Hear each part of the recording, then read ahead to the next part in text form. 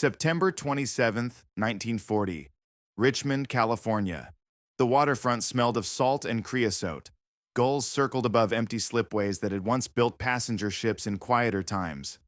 Now, those yards stood mostly idle, their cranes casting long shadows across abandoned construction pits. Across the Atlantic, German U-boats prowled the shipping lanes like wolves in a darkening forest. Britain was losing the war at sea, not through battles, but through mathematics. Every day, merchant ships carrying food, oil, steel, and ammunition slipped beneath the waves. For every 3 vessels that reached port, 1 never arrived. The arithmetic was brutal and unforgiving.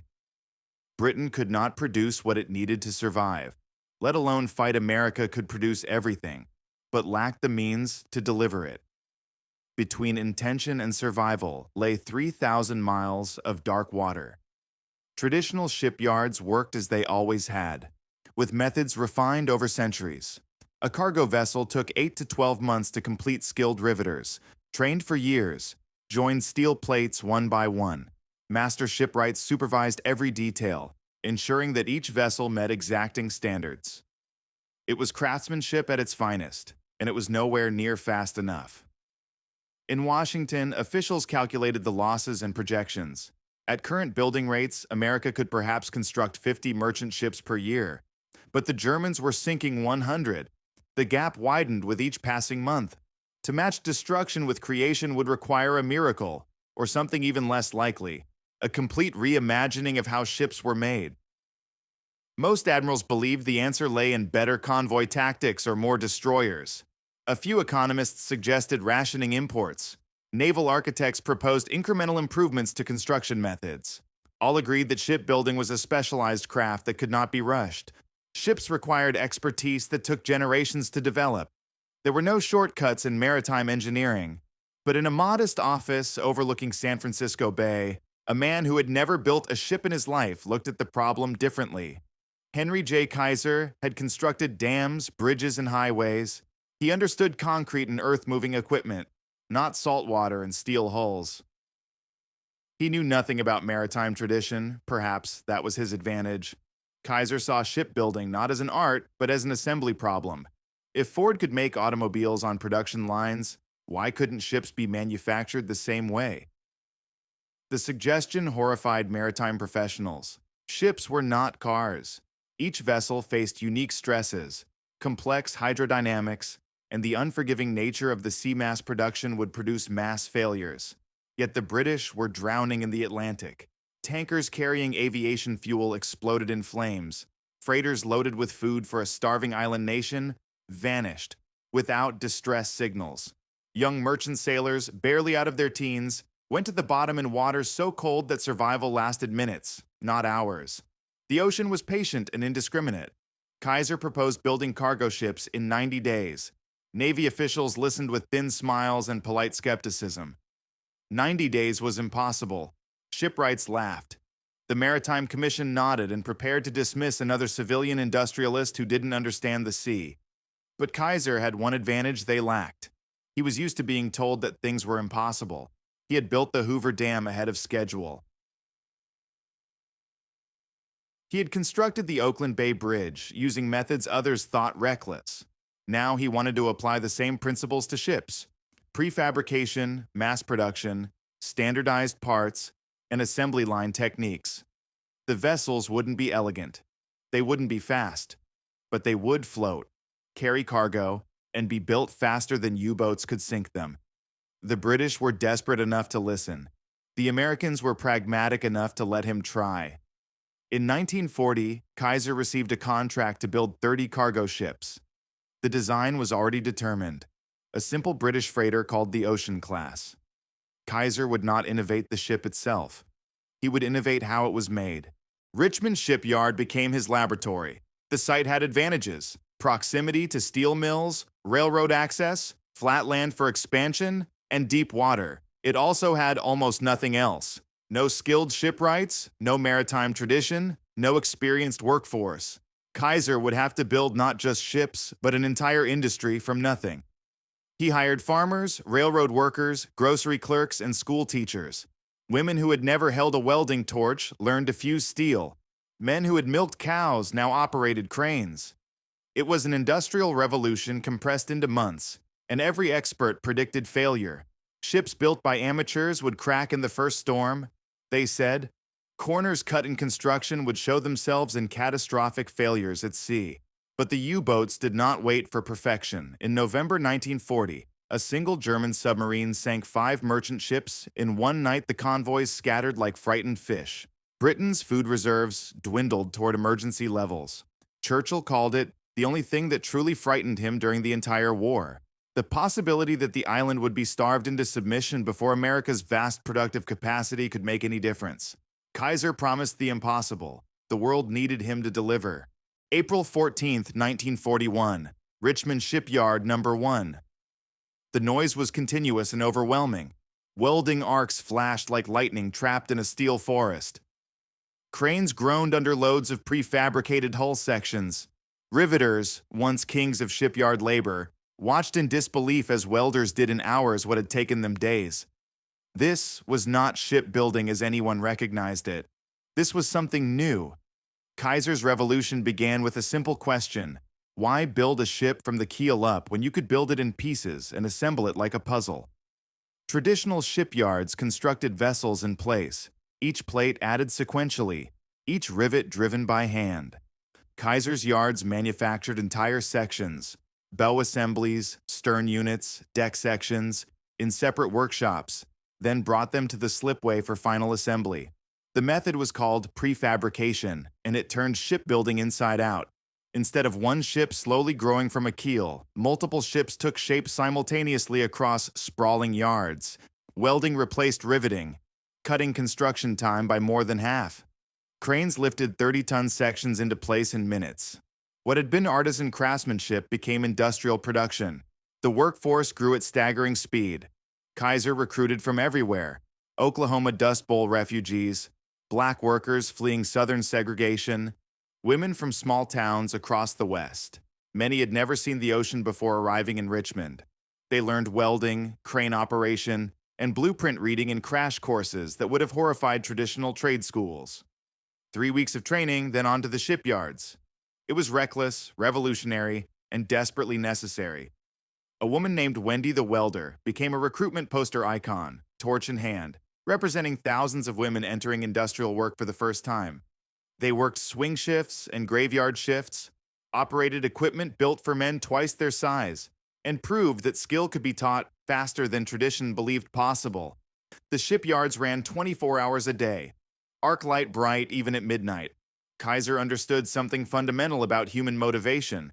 Workers would break their backs for decent wages. Yes, but they would work miracles if they believed their labor mattered. He told them plainly, every ship they built would save lives. Every day of construction time saved was another convoy protected. They were not just workers. They were frontline soldiers in the industrial war. The first Liberty ship, so named by Roosevelt himself, was christened the SS Patrick Henry on September 27, 1941. From keel to launch had taken 244 days. Too slow. Kaiser knew it, and so did the workers. But it was a beginning. The vessel was ugly, boxy, and graceless. Maritime architects winced at its blunt bow and inelegant lines, but it had 5 holds that could carry 10,000 tons of cargo. It had a simple triple expansion steam engine that any port could repair. It was designed not for beauty, but for survival. The real genius was in the details. Every Liberty ship used the same blueprints. Parts were interchangeable. An engine built in Richmond could be installed in a ship assembled in Portland. Standardization meant that suppliers could gear up production, knowing that today's specifications would be tomorrow's as well. In traditional shipbuilding, every vessel was subtly unique. In Kaiser's yards, they were identical copies. Critics pointed to the welded seams. Riveted ships, they argued, were stronger. A crack in a rivet hole stayed localized. A crack in a welded seam could propagate, splitting a ship's hull like tearing paper. The concerns were not theoretical. Early Liberty ships developed cracks. Some broke apart in heavy seas. In January 1943, the SS Schenectady literally split in two while docked in calm waters in Oregon. Naval engineers predicted disaster. Kaiser's response was not to abandon welding, but to improve it. Metallurgists studied the steel chemistry. Welders received better training in cold weather techniques. Hull designs were modified to reduce stress concentrations. The solution was not to retreat to old methods, but to fix the new ones. Every failure taught lessons that made the next ship stronger. Production accelerated. By late 1941, Kaiser's yards launched a Liberty ship every 40 days, then 35, then 30. The learning curve was steep and unforgiving, but each vessel taught the next one's builders what worked and what didn't. Workers began competing between shifts to see who could complete sections fastest. Foremen posted construction time records like sports scores. Pearl Harbor changed everything. On December 7, 1941, the theoretical war became urgently real. The Pacific Fleet lay shattered in Hawaiian waters. Japan controlled the Western Pacific. And suddenly, America needed not just cargo ships, but an entire navy's worth of support vessels. Liberty ships would carry the material to win both wars. Kaiser promised even faster construction. 40 days was still too slow. The yards expanded again. Richmond No. 2 opened. Richmond No. 3. Portland, Oregon built its own Kaiser yard. Vancouver, Washington. Workers poured in by the thousands. Housing developments sprang up overnight. Kaiser built those 2 schools, daycare centers, medical clinics. He understood that you couldn't sustain a workforce without sustaining the workers. By mid-1942, construction time dropped to 30 days. The British Merchant Navy, accustomed to ships taking a year to build, watched in amazement as vessels slid down American slipways monthly. Churchill called it the bridge of ships that would link American production to European battlefields. For every U-boat success, 3 new Liberty ships replaced the loss. Skeptics remained. Real sailors distrusted Kaiser's coffins, as some called them. The vessels were slow, just 11 knots, barely faster than a wartime convoy's pace. They were vulnerable to submarines, aircraft, and storms. Their engines were already obsolete, their designs deliberately simple. They represented everything maritime tradition opposed: mass over craft, quantity over quality, speed over elegance. Yet they worked. In the North Atlantic and Arctic convoys to Murmansk, in the Mediterranean and Pacific, Liberty ships carried the war.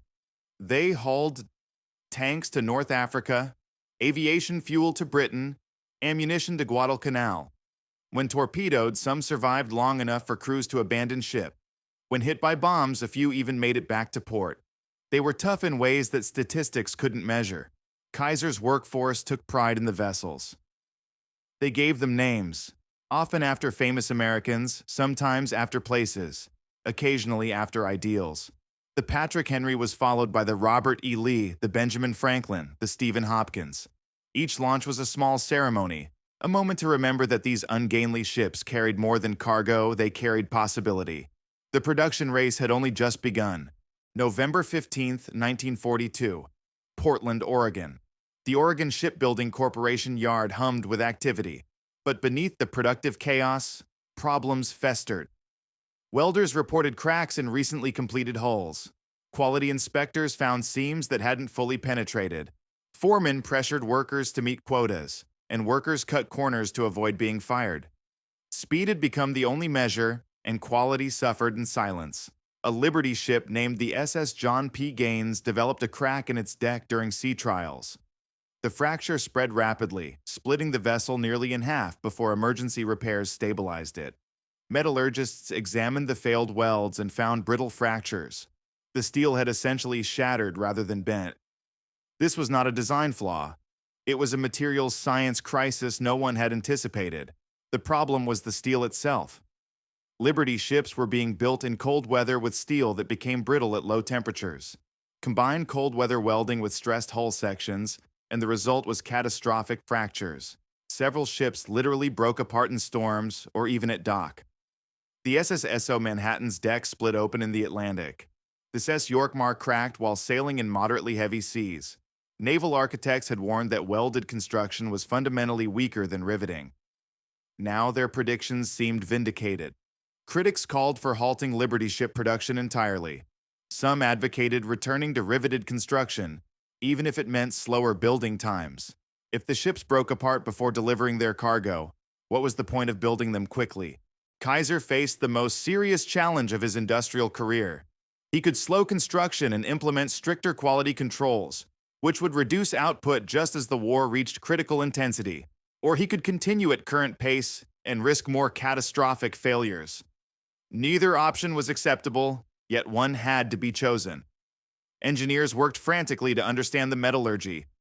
The problem lay in the steel's transition temperature, the point at which the metal changed from ductile to brittle behavior. Wartime steel, produced rapidly with varying quality control, had inconsistent properties. Some batches were fine, others were prone to brittle fracture. There was no easy way to tell until a ship failed. The solution required multiple changes. Steel specifications were tightened. Welders received additional training in cold weather techniques. Hull designs were modified with crack arrestor straps, steel reinforcements that stopped fracture propagation. Most importantly, Liberty ships would be built with hatch corners, rounded rather than squared, eliminating stress concentration points where cracks typically initiated. But implementing these changes across multiple shipyards, each building ships at maximum speed, was a monumental task.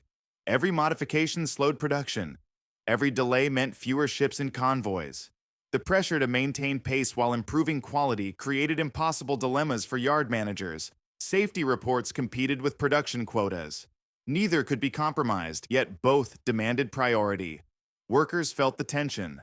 Welders who took extra time to ensure quality faced criticism from foremen watching schedules. Those who rushed to meet quotas feared their work might fail at sea, drowning the crews who sailed their ships. The psychological burden was immense. They were building vessels that others would entrust with their lives, yet they worked under conditions that barely allowed for careful craftsmanship. Some workers quit. Others doubled their efforts, working unpaid overtime to fix substandard welds they'd seen other shifts complete. Whistleblowers reported dangerous shortcuts to inspectors, and sometimes faced retaliation from supervisors, concerned only with production numbers. The yards became battlegrounds between quality and quantity, with human lives as the stakes. In the Atlantic, Liberty ships continued to sink. Some went down to U-boat torpedoes as expected, but others simply disappeared in storms that similar ships survived. Sailors began to whisper that Kaiser's ships were death traps. British merchant crews requested assignment to traditional vessels. American sailors made grim jokes about sailing in a bomb. With holds full of ammunition, Kaiser himself toured the yards, speaking directly to workers. He didn't hide from the problems or pretend the failures hadn't happened. Instead, he explained the metallurgical issues in plain language and described the solutions being implemented. He asked workers to take pride not just in speed, but in the quality of every weld, every seam, every corner. Their names might not be on the ships, but their work would keep sailors alive. The crisis reached its peak in January 1943, when 3 Liberty ships suffered catastrophic hull failures within 2 weeks. Congressional committees demanded investigations. Naval officers questioned whether the Liberty ship program should continue at all. Traditional shipbuilders, who had opposed Kaiser's methods from the beginning, suggested returning to time-tested construction techniques. Kaiser's response was characteristically bold. Rather than retreat, he accelerated the implementation of improvements. Every ship in production was retrofitted with crack arrestor straps. Steel suppliers, who couldn't meet tightened specifications, lost contracts. Welders underwent mandatory recertification. Quality inspectors received authority to halt production if they found critical defects. It was a massive undertaking, conducted while maintaining near maximum production rates. The improvements worked. By March 1943, new Liberty ships showed significantly fewer fractures. Hull failures decreased sharply. Ships that encountered heavy weather returned to port with minor damage rather than catastrophic cracks. Slowly, confidence returned. Sailors still preferred newer vessels to older ones, but the whispers about death traps faded. Yet the crisis had revealed a fundamental truth about mass production. Speed without quality was just waste at a different timescale. Kaiser's revolution had nearly failed, not because the concept was wrong, but because its execution had prioritized quantity above all else. The balance had to be found. Ships had to be built quickly, yes, but they also had to survive their voyages. The lesson extended beyond welding techniques and steel specifications. It touched on the nature of industrial warfare itself. In the race to outproduce the enemy, there was always a temptation to cut corners, to accept good enough, to prioritize today's statistics over tomorrow's consequences. Kaiser had come perilously close to that edge. His ability to step back from it, to fix problems rather than hide them, determined whether his revolution would succeed or collapse under its own ambition. By spring 1943, the Liberty ship program had survived its existential crisis. Production continued at record pace, but now with quality controls that actually controlled quality. The ships were still homely, still slow, still unglamorous, but they were also reliable, repairable, and remarkably tough. They had earned their place in the war effort not through perfection, but through the willingness to learn from failure the yards built on. September 27, 1942. Richmond Shipyard Number 2. A ship took shape in ways that defied belief. At 12:01 a.m., the keel was laid on slipway number 1 by dawn. The bottom hull sections were in place. By noon, the bow and stern assemblies were being lifted by massive cranes. By evening, the superstructure rose above the hull. At midnight, deck sections were welded into position. In 4.5 days, just 108 hours, the SS Robert E. Peary slid into the water, essentially complete. It was a stunt, admittedly, designed to show what maximum effort could achieve. Every available worker had been assigned to that one. Ship prefabricated sections waited ready. Supplies were positioned for instant access. Normal production had been disrupted to concentrate resources on a single vessel.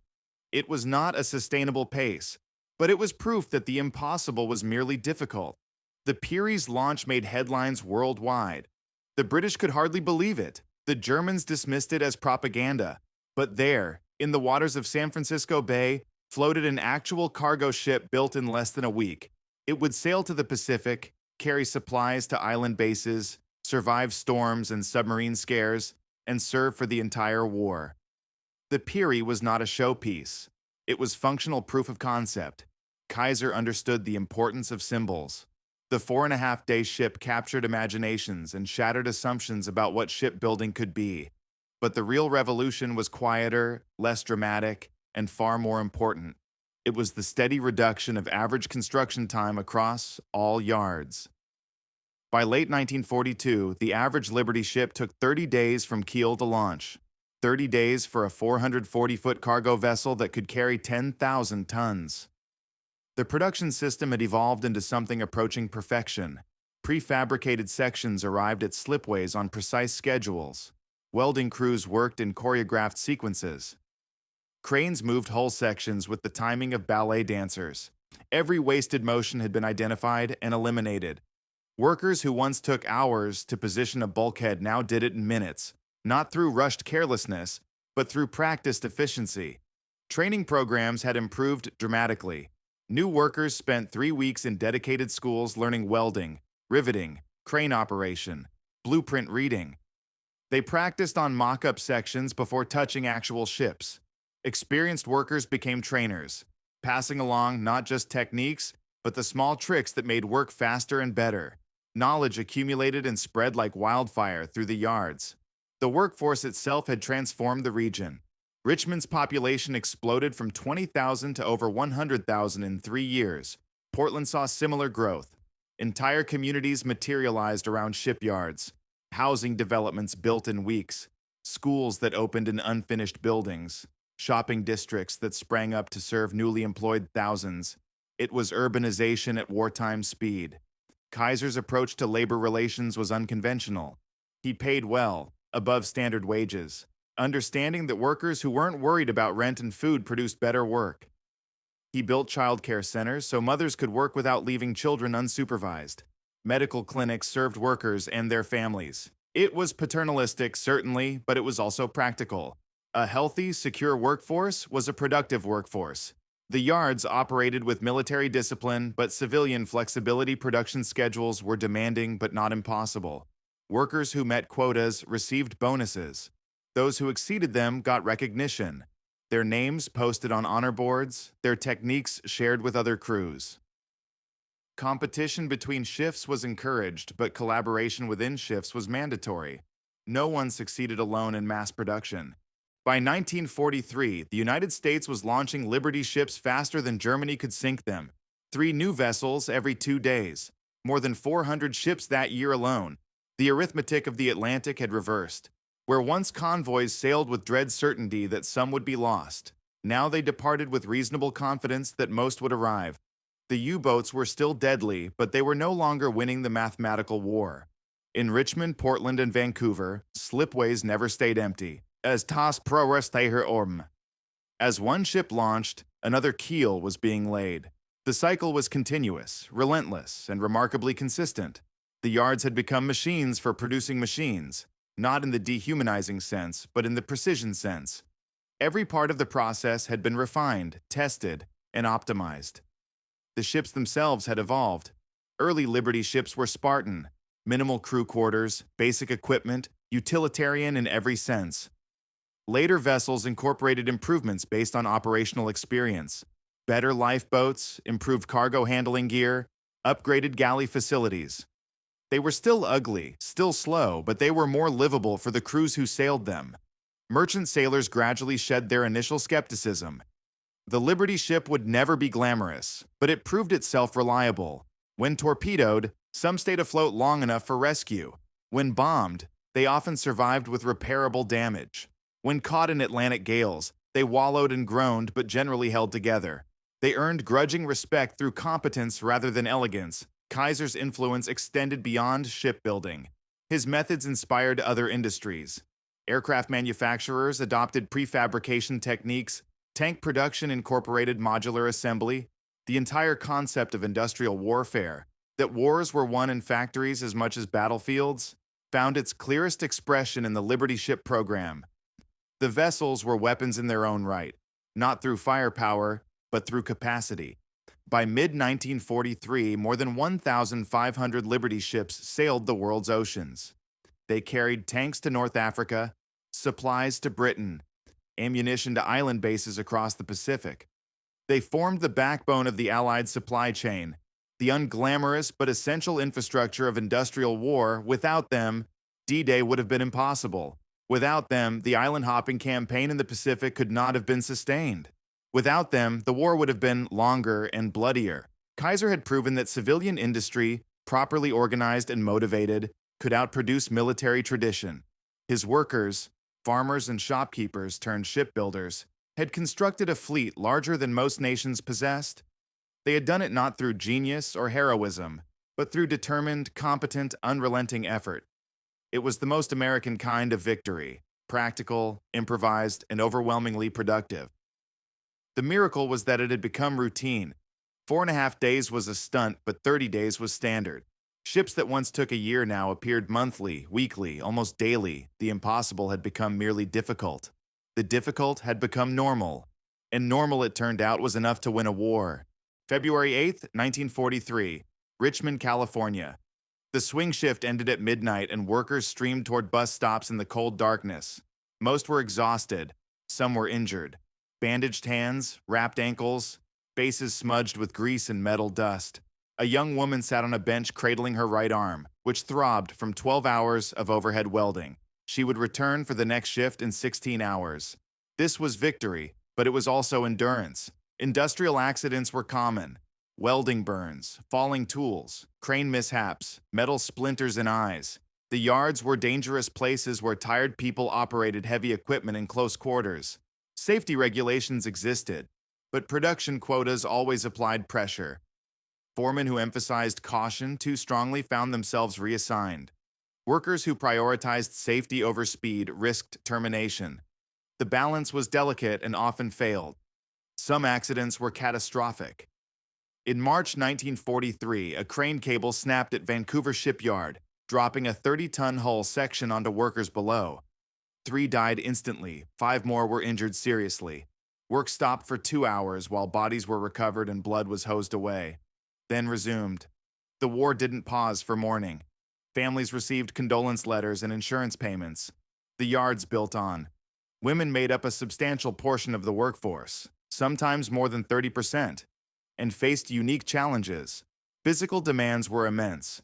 Welding equipment was designed for men's height and strength. Bathroom facilities were inadequate. Sexual harassment was rampant and rarely punished. Women who complained often found themselves transferred to less desirable positions or simply fired.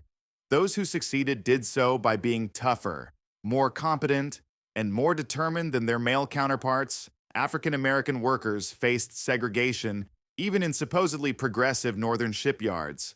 They were assigned to the dirtiest, most dangerous jobs. They used separate facilities. They rarely advanced to supervisory positions.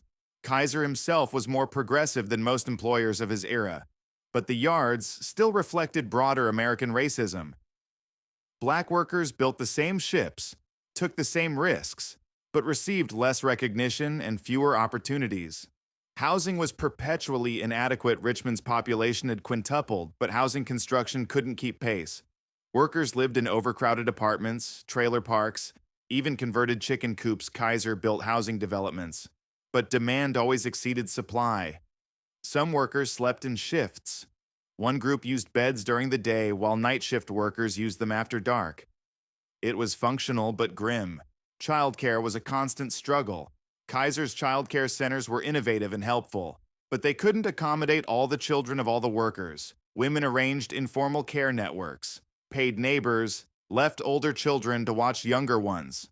The combination of long hours and family responsibility created stress that statistics never captured. Some women thrived. Others broke under the strain. The pace of work ground people down. 12-hour shifts, 6 days a week, month after month without significant breaks. The novelty of wartime employment faded into exhausting routine. Turnover rates approached 100% annually in some yards. Workers quit, got fired, or simply disappeared. Replacements arrived constantly, went through abbreviated training, and joined production lines.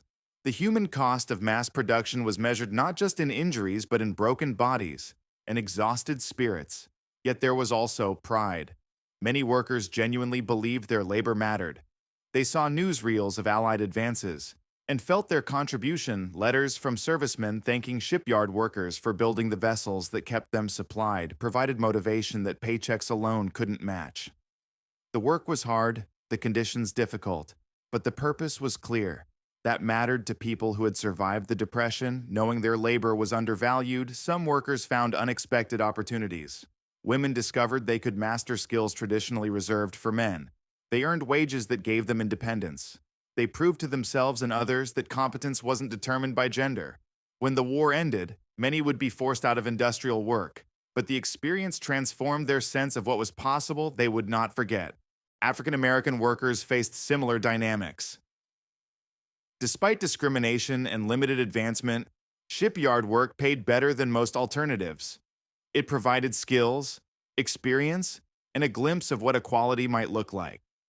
The yards were not integrated in any meaningful sense, but they were less segregated than most of American society's. Small progress, perhaps, but progress nonetheless. The war created openings that would eventually widen into the civil rights movement. Immigrants found acceptance through competence. Nationality mattered less than ability to weld, read blueprints, and operate equipment. A Swedish welder worked beside a Mexican crane operator who worked beside an Italian foreman. The common enemy and common purpose created temporary equality that would fade after the war, but not entirely. The yards showed that diversity could be productive, even if the lesson was imperfectly learned. Communities formed in unexpected places. Workers who started as strangers became teams, then friends. They celebrated launches together, mourned accidents together, endured hardships together. The bonds forged in shipyard noise and danger often lasted decades.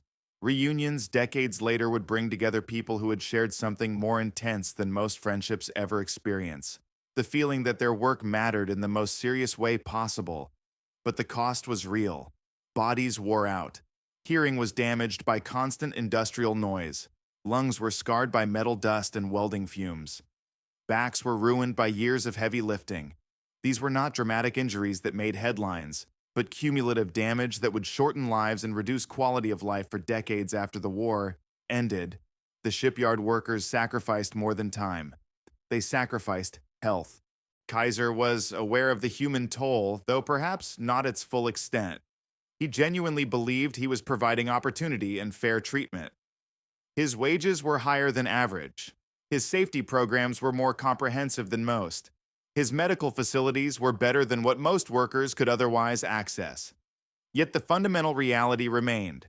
People were being consumed in service of production targets. Their well-being mattered, but it mattered less than output. The moral calculation was complex. The war had to be won. Winning required ships.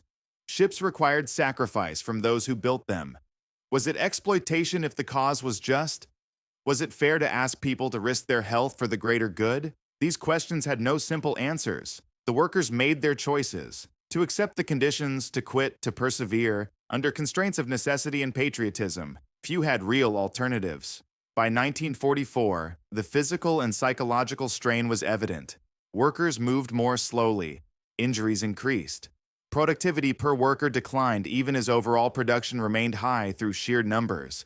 The human machinery was wearing out just as surely as mechanical equipment. But the war was not yet won, so the work continued.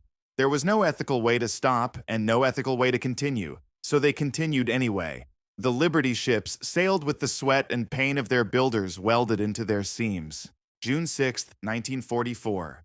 English Channel. The largest invasion fleet in history filled the waters between England and France. Among the warships and landing craft floated dozens of Liberty ships, their holds packed with ammunition, fuel, food, and medical supplies. They were not glamorous participants in D-Day, but they were essential. Without them, the invasion could not have been attempted, let alone sustained. The war would be won or lost on what those ungainly cargo vessels carried. The success of D-Day depended absolutely on logistics. Armies required staggering quantities of material. A single infantry division consumed hundreds of tons of supplies daily. Ammunition, food, gasoline, spare parts, medical equipment. Multiply that by dozens of divisions, then factor in the air forces and naval support, and the arithmetic became astronomical. Only the Liberty ships could deliver supply at the necessary scale. In the months following the Normandy invasion, Liberty ships made the cross-channel run continuously.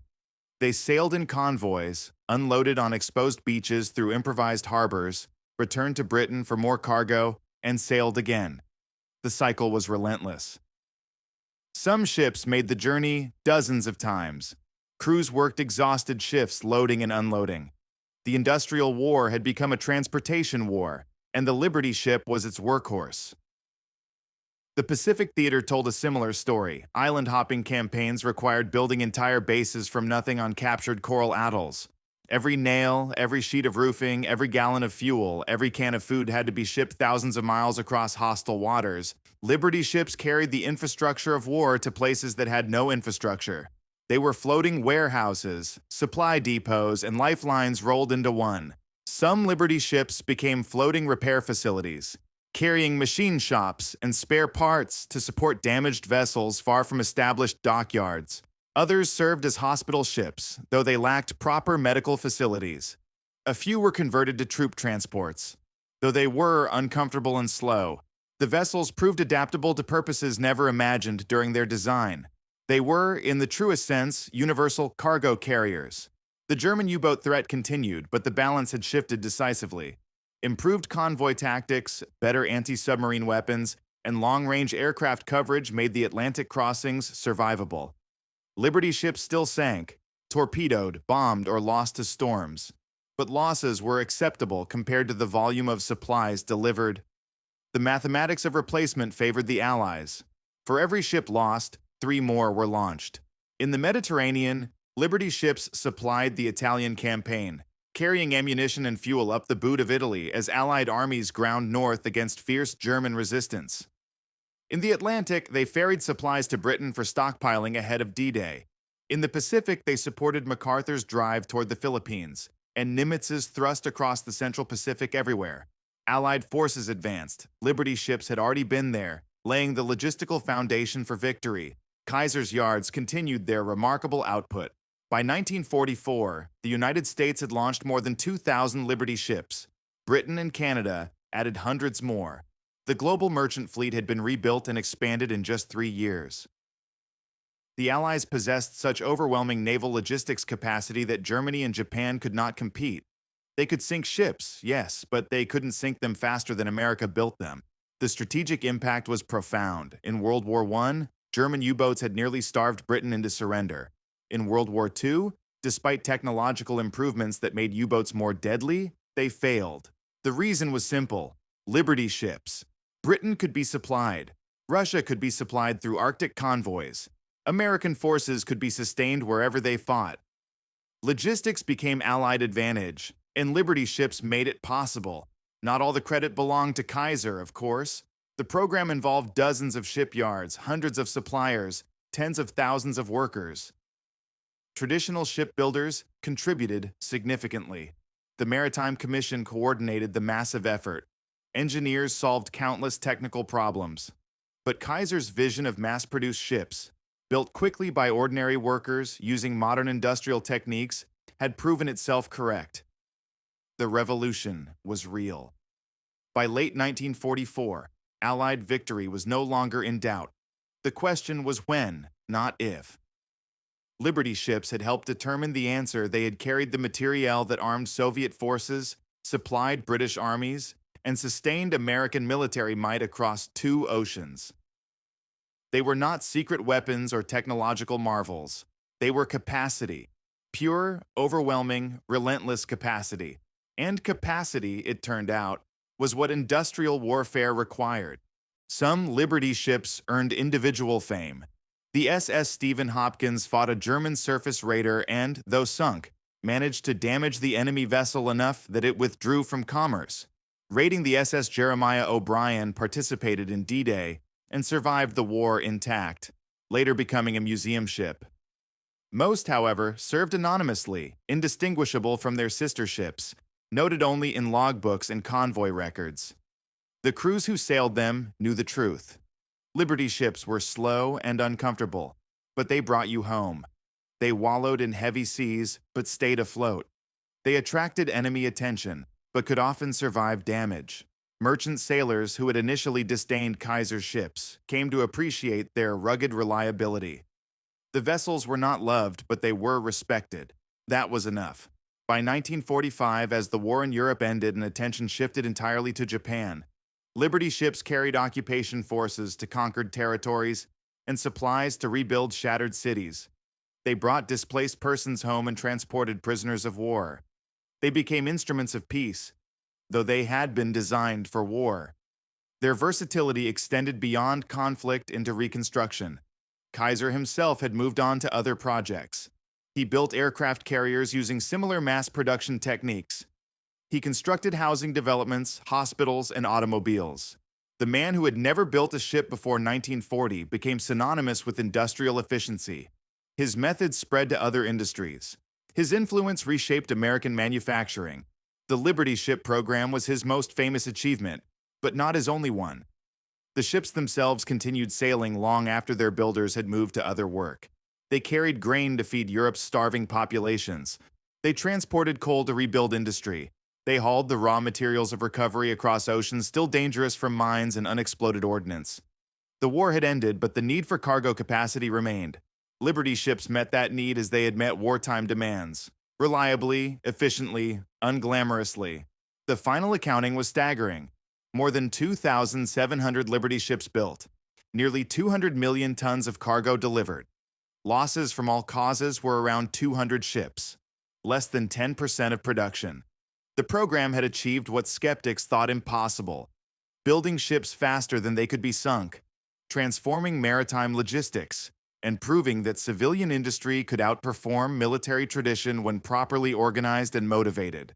Victory came through many means. Brave soldiers, clever tactics, advanced weapons, code breaking, air superiority. But underneath it all lay logistics. Without the ability to deliver overwhelming material superiority to battlefronts around the globe, none of the other advantages would have mattered. Liberty ships provided that capability. They were the foundation upon which Allied victory was built. Not the flashy part, not the celebrated part, but the essential part. November 1946. Suisun Bay, California. The war was over and the ships no longer had purpose. Hundreds of Liberty ships sat at anchor in neat rows, their engines cold, their holds empty. No cargo waited in ports. No convoys formed in harbors. The vast machinery of wartime logistics had shut down almost overnight. The question now was what to do with a fleet of vessels built for a war that had ended. Some Liberty ships continued in merchant service. Shipping companies purchased them cheaply and operated them on commercial routes. They were not ideal, too slow, too basic, but they were affordable and available. For companies rebuilding after the war, a Liberty ship represented accessible entry into shipping. The vessels found second lives carrying peacetime cargoes across familiar routes. Many more were sold for scrap. Steel was valuable, and the ships represented millions of tons of recyclable metal. Scrapping yards in Baltimore, Texas, and overseas cut apart vessels that had crossed the Atlantic dozens of times. The steel was melted down and reformed into construction beams, automobiles, refrigerators. The ships disappeared piece by piece, returning to the industrial cycle from which they'd been born. Some met stranger fates.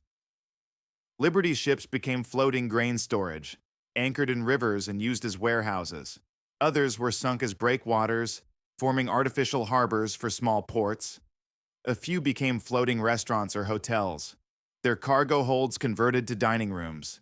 Creativity found uses for vessels no longer needed for their original purpose.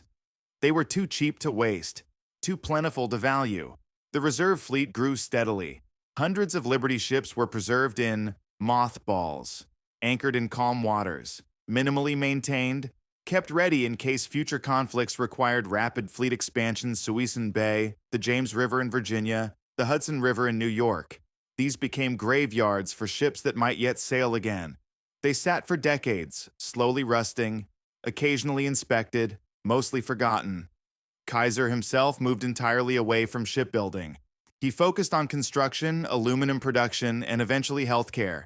His permanent legacy would be health maintenance organizations, a different kind of mass production, applying industrial efficiency to medicine. The Liberty ships became a chapter in his biography rather than its defining feature. He had solved the problem, moved to new challenges, left others to deal with the aftermath. The workforce dispersed.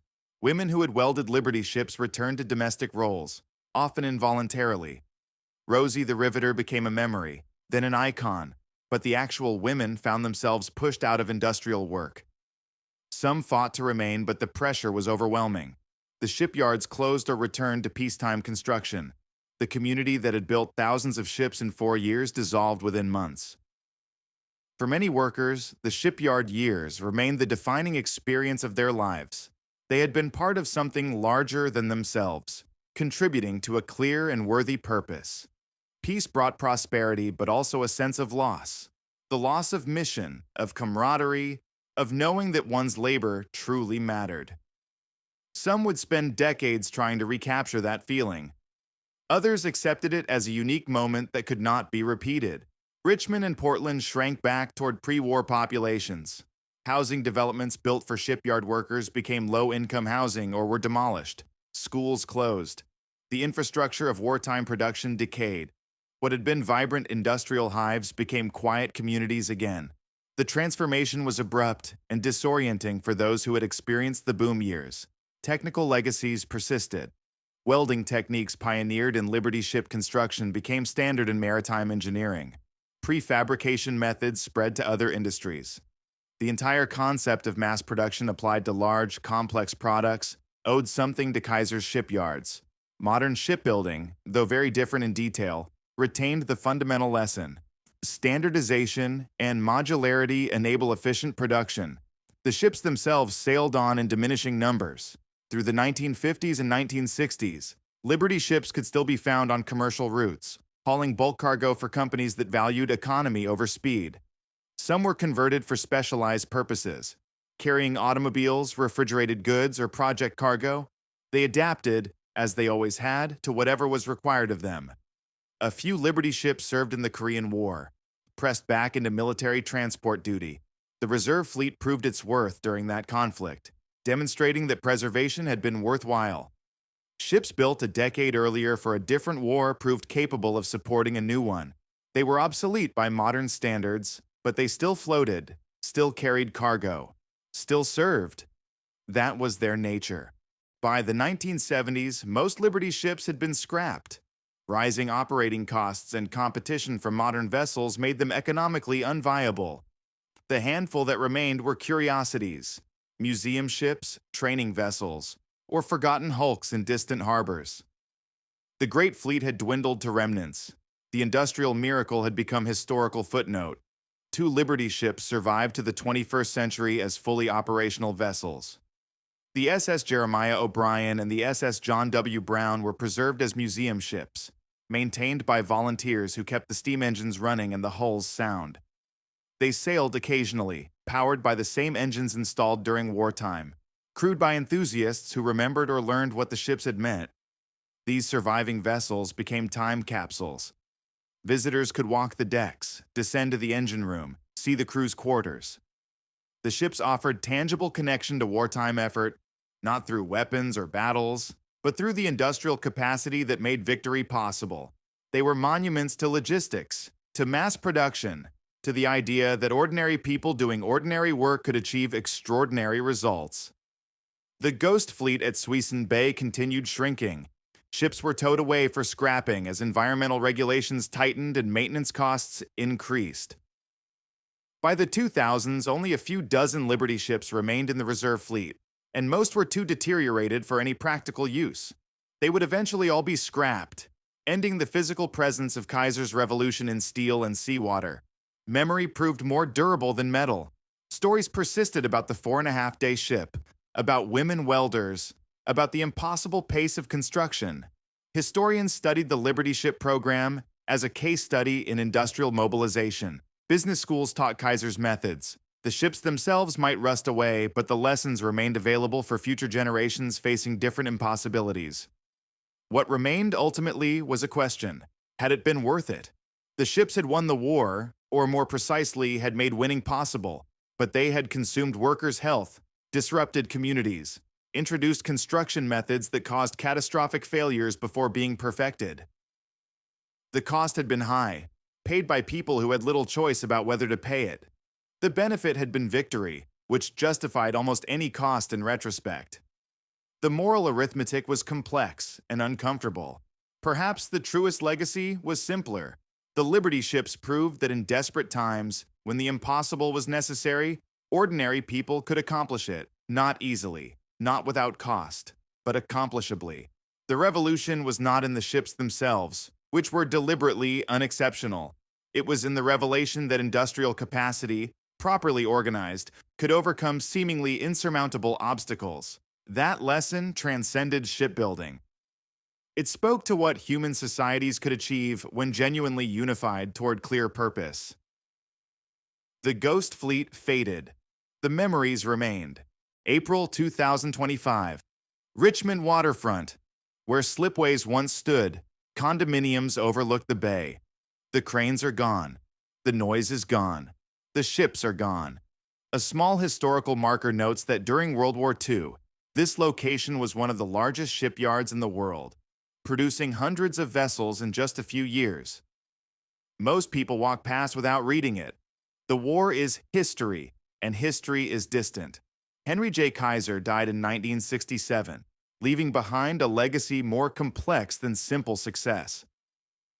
He had revolutionized shipbuilding, yes, but the revolution was temporary. Modern shipyards don't follow his methods precisely. They've evolved past them. Incorporating his lessons while moving beyond his specific techniques, he demonstrated what was possible, not what was optimal. That distinction matters. The Liberty Ship program revealed fundamental truths about industrial warfare.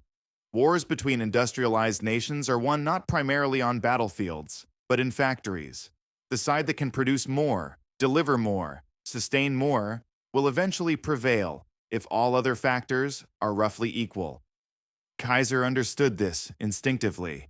His ships were the physical manifestation of American productive capacity. They didn't need to be excellent.